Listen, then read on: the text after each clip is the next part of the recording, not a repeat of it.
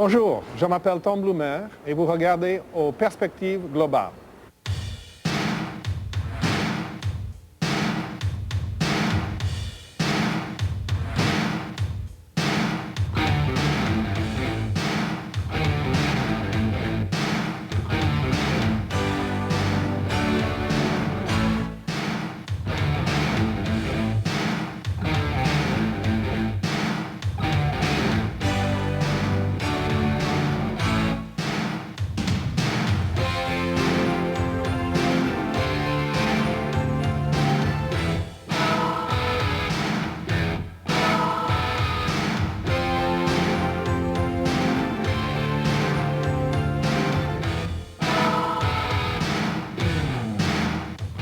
Welcome to this edition of Global Perspectives. I'm Peter Iliyn, and I'm here at Star Ranch, the headquarters for Strategic Frontiers in Colorado.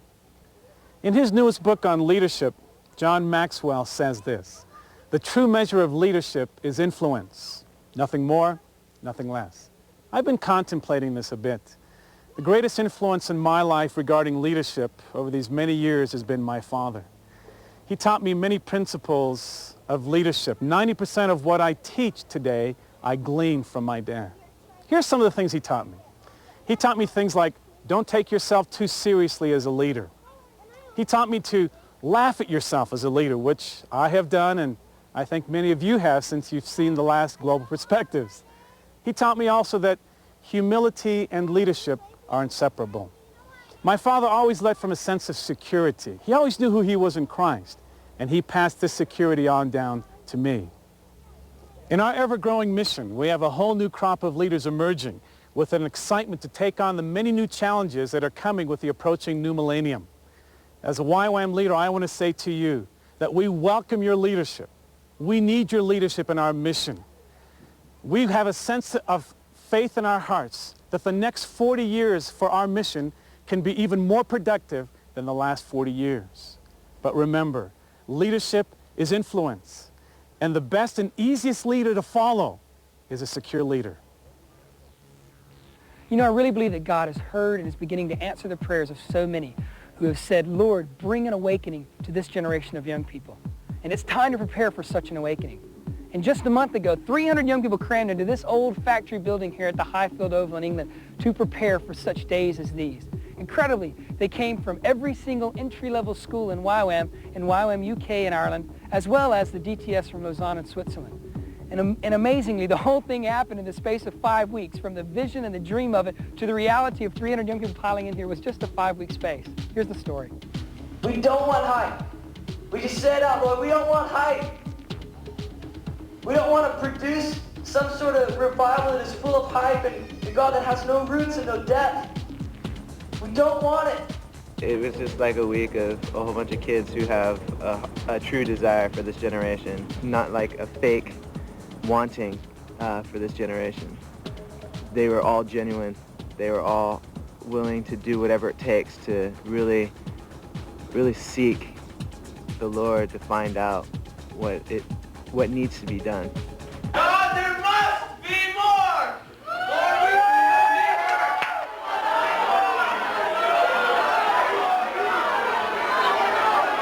we Wicked. Yeah, life-changing. Cool. Yeah.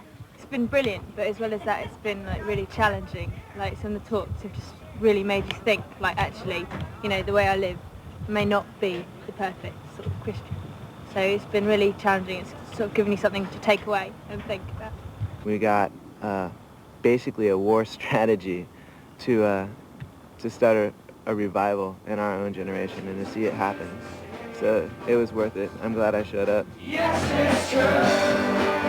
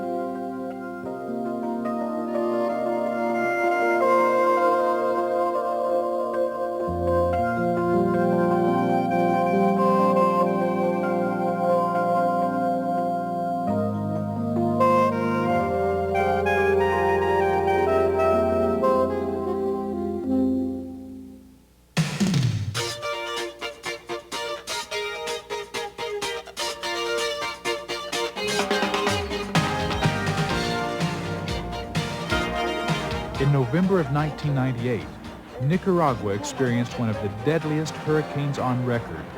Hurricane Mitch swept in from the Atlantic, bringing with it devastation and death. Some areas received 35 inches of rain a day for several days. Rivers overflowed. Bridges and roads were destroyed. Entire towns were buried under mudslides, and an estimated 10,000 individuals lost their lives. Mercy ships had established a mercy team on site in Nicaragua months before the hurricane. After the storm passed, this team was immediately on site to assist 30 communities, impacting over 60,000 people.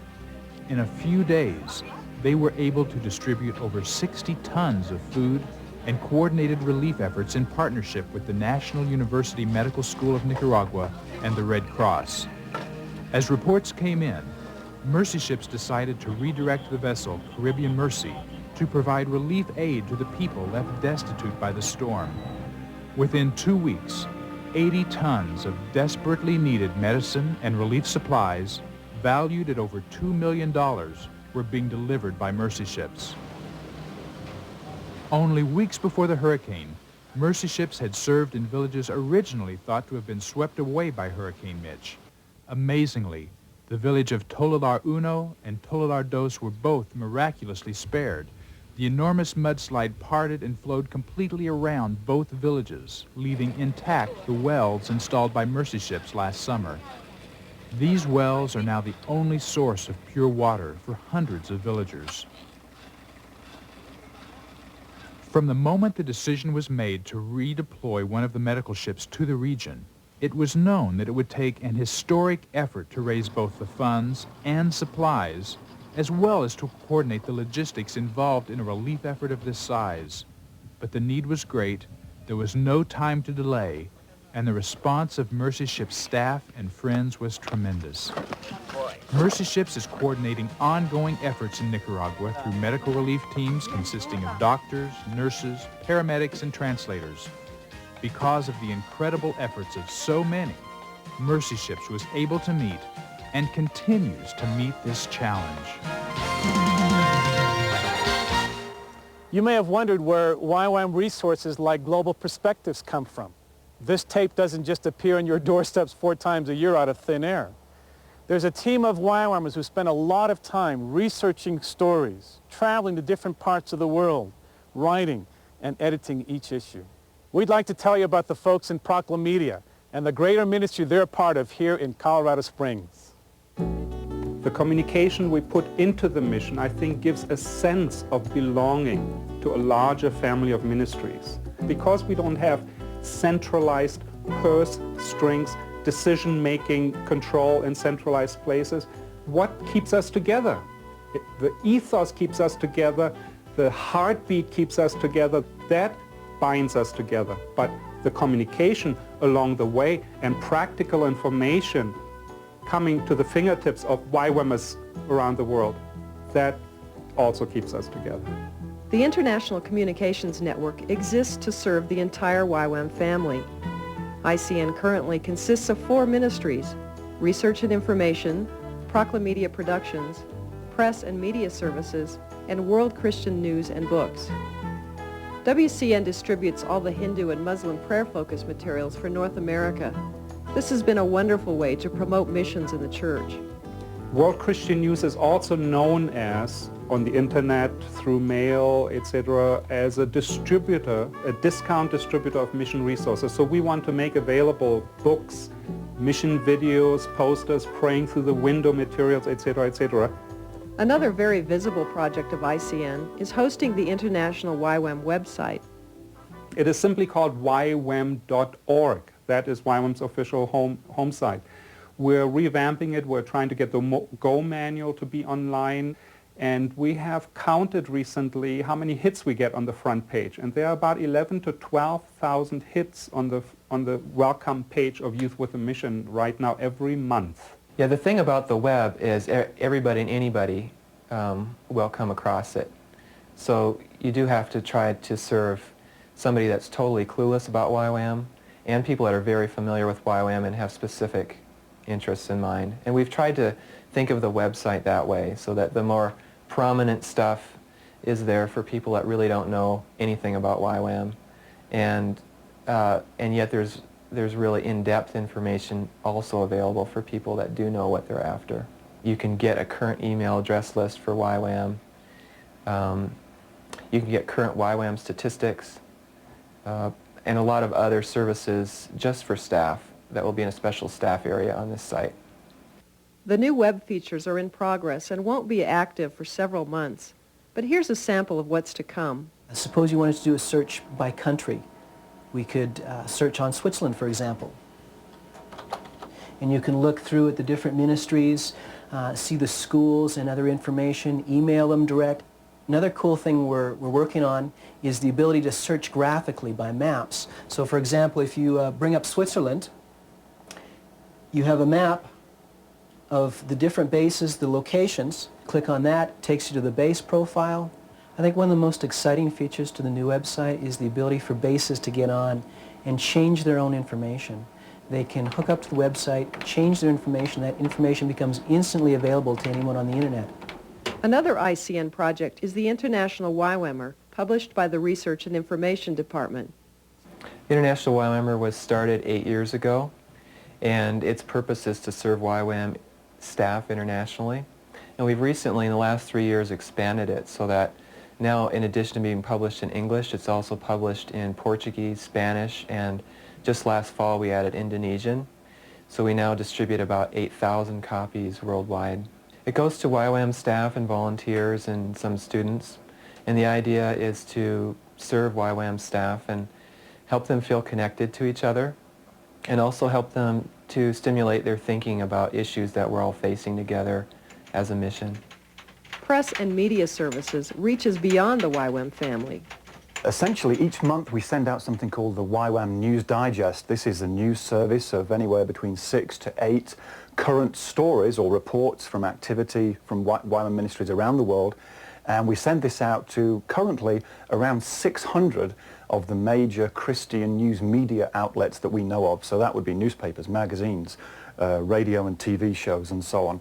We estimate that between the combined audiences and readerships that we serve, several million people every month will either read, see or hear some YWAM news that originated through the News Digest. Recently we produced the 100th issue of the YWAM News Digest and took that as an opportunity to go back over some of the stories from previous issues and update people. Over the years there have been a number of stories that really seem to have just captured the imagination or the hearts of people through the media initially who reported it, but then through readers and viewers, just been fascinated by what's been going on. Another ICN ministry is Procla-Media, which serves YWAM and the church at large through video. I think our flagship product is the Global Perspectives, which is now in its 12th year. In addition, we've done lots of promotionals for various bases and ministries. In addition, now, in these last few years, we've been able to do a number of things for other Christian ministries. We sort of say, if it's missions, we'll get involved. We've also, over the years, developed unreached people profiles, Muslim prayer focus, Hindu prayer focus videos, and they're more generic in nature. They're not even focused on youth with a mission. They're for the body of Christ, to communicate, to communicate, challenge, encourage, to get involved. One of the things that I appreciate about youth with a mission is there's room for everybody. When I was first thinking about missions, I never thought that an electronic technician could find a place of fulfillment in missions. What is paramount on my mind right now, what we need in terms of staff in our office, is news editors, people with desktop publishing and database design and database entry experience, people who can work in a general office environment and see general office activities within the context of our larger YWAM vision to reach the nations. The International Communications Network wants to serve you. Please contact us if we can supply you with resources or help with specific information. Or perhaps you have a passion for communication and would like to join us. Find us on the web at www.ywam.org or email us at ywam@xc.org.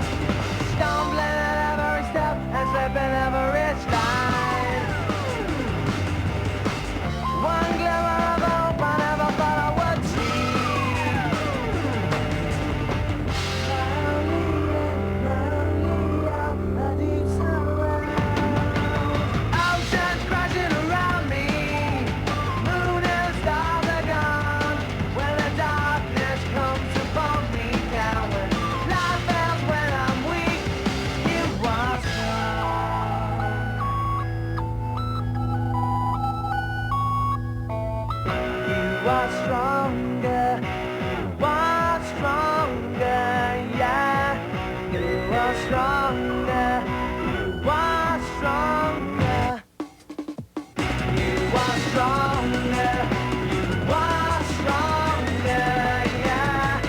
You are stronger, you are stronger, yeah.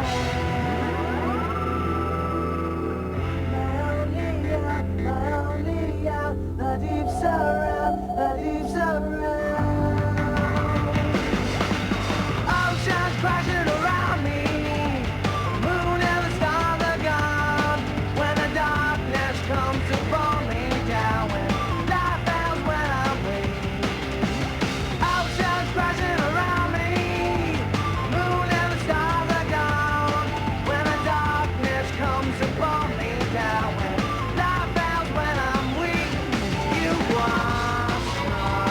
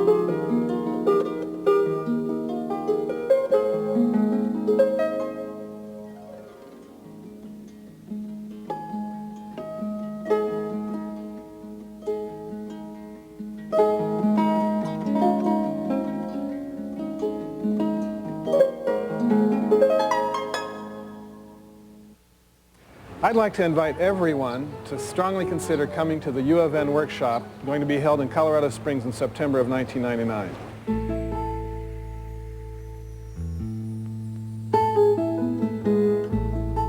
I want to submit a thought to you that what we need right now in YWAM is more vision, not less, but more. Or maybe I should say it this way, we need a bigger vision. Those of us on the UofN are YWAM missionaries. And what's on our heart, particularly for this workshop, is to get a bigger picture of what missions is all about in the 21st century. We're going to be asking him for revelation of the nations. And we're asking different nations to speak to us on different evenings of the workshop. But what we want to see is the nations and get a glimpse, as John did, of all the nations before the throne of God. I would love to see the evangelists and the frontier missions people. Anyone who is thinking about where missions is and where we could be going. Community development, mercy ministries. I'm going to tell you something, the UofN needs you. We don't want to do training separated off from the YWAM ministries that are out there doing it and who also need workers.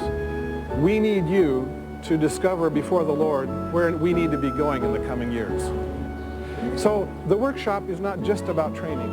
It's about the ultimate goal of training, which is the nations before the throne. But that's also the ultimate goal of community development, of evangelism, of pastoral ministries, of church planning, and of frontier missions. We're all doing different things, but we end up before that throne. So this is the invitation I'm giving to you. Come to the Springs in September '99 and stand with us as we look to that vision. And as we get a clearer glimpse of it, little by little, standing together, I believe the Lord will show us how we can work to bring the nations to that day. The workshop will be held at the Sheraton Hotel in Colorado Springs, Colorado in the United States, September 2nd through 11th. Mild temperatures and mountain views will provide a picturesque backdrop for a productive workshop. While here, you can visit some of the many Christian ministries in the region or enjoy some of the local tourist attractions. To get more information, email the UofN at uofn-workshop@sfcos.org or contact the address on your screen.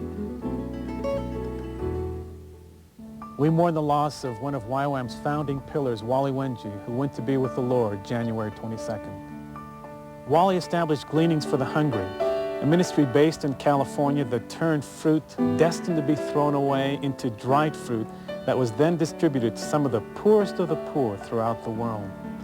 Wally was a genuine nice guy who served on YWAM's International Council and Global Leadership Team for 25 years. J.R. Miller once observed, quote, "The only thing that walks back from the tomb with the mourners and refuses to be buried is the character of a man. This is true. What a man is survives him. It can never be buried," unquote. Wally will always be remembered for his strength of character, his integrity, honesty, and perseverance. Our mission already greatly misses Wally Wenge.